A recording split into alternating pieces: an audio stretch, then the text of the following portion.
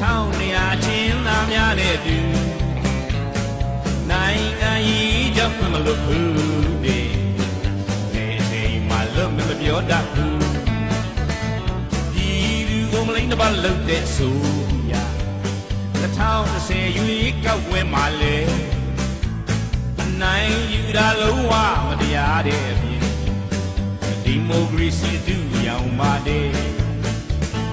တို့ဗမာတွေတရားမျှတတဲ့ခေါင်းဆောင်ဒီမိုကရေစီစစ်ရဖို့ရည်ဒီလူတွေနဲ့တွေ့ချစ်တဲ့တို့အမေတော်စုပြန်လာပြီ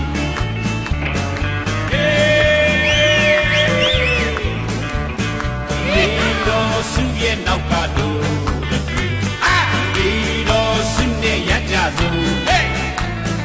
တန်အောက်တယောက်ခင်းနောက်ကတို့ရဲ့အမေတော်စုပြန်လာပြီ